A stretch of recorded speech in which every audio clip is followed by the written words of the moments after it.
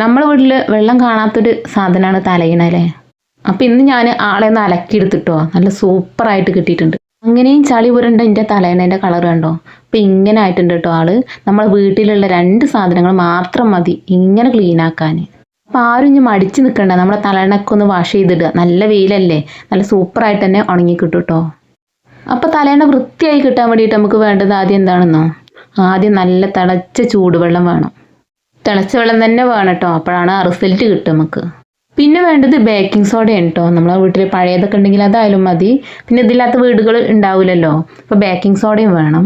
പിന്നെ വേണ്ടത് സോപ്പും പൊടിയാണ്. ഇത് പിന്നെ നമ്മളെ വീട്ടിൽ എന്തായാലും നിർബന്ധമായിട്ടുണ്ടാവും.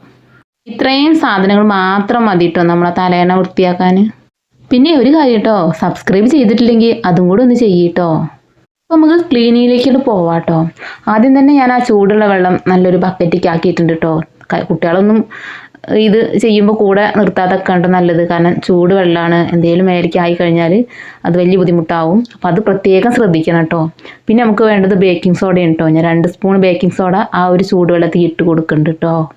പിന്നെ വേണ്ടത് സോപ്പും പൊടി, അതും നമ്മൾ ഒരു 2 സ്പൂണോ 3 സ്പൂണൊക്കെ ഇട്ട് കൊടുക്കാം. എന്നിട്ട് ചൂടുള്ള വെള്ളമല്ലേ, അപ്പം ഞാനൊരു കമ്പ് വെച്ചിട്ടാണ് അത് എല്ലാതും കൂടെ ഒന്ന് മിക്സ് ചെയ്യണത് കേട്ടോ. കാരണം ചൂടുവെള്ളം ആയതുകൊണ്ട് നമ്മൾ കൈ തൊടുന്നത് നല്ലതല്ല, പുള്ളും അത്രയ്ക്കും ചൂടുണ്ട്.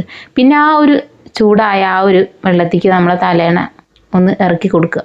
ചൂടുള്ളതാണ്, അപ്പോൾ ഒരു കമ്പൗണ്ട് തന്നെ നല്ലോണം ഒന്ന് ആക്കുന്നതാണ് നല്ലത് കേട്ടോ. കാരണം കയ്യിലായാലും പിന്നെ പണി കിട്ടും.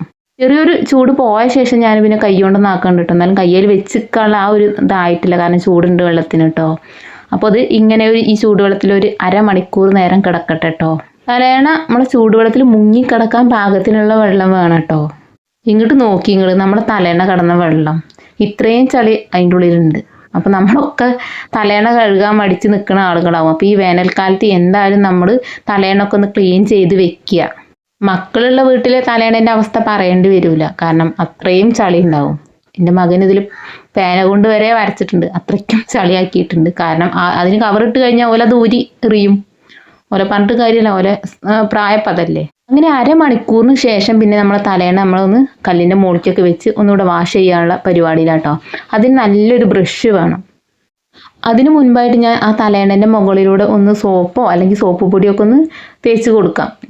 സോപ്പ് പൊടി ഉണ്ടെങ്കിൽ അതൊന്ന് വെതറി കൊടുത്താൽ മതി. ഞാൻ അപ്പോൾ അലക്ക് സോപ്പാണ് കേട്ടോ ഒന്ന് തേച്ച് കൊടുക്കുന്നത്. എന്നിട്ട് പിന്നെ നമുക്ക് ബ്രഷ് എടുത്തിട്ട് ഇങ്ങനെ ഉരച്ച് കൊടുത്താൽ മതി കേട്ടോ. കണ്ടോ, ചളി നല്ലപോലെ ഇളകി പോരുന്നുണ്ട് കേട്ടോ. ആ ഒരു തലയിണേൻ്റെ ഒറിജിനൽ കളറിലേക്ക് ആ ഒരു തലയിണ മാറിക്കൊണ്ടിരിക്കുകയാണ് കേട്ടോ. കാരണം എനിക്ക് പോലും അത്ഭുതം കേട്ടോ, കാരണം എത്രയും ചളിയുള്ള ആ ഒരു തലയിണയാണ് ഈ ഒരു സിമ്പിൾ ട്രിക്ക് കൊണ്ട് വൃത്തിയായി കിട്ടുന്നത് കേട്ടോ.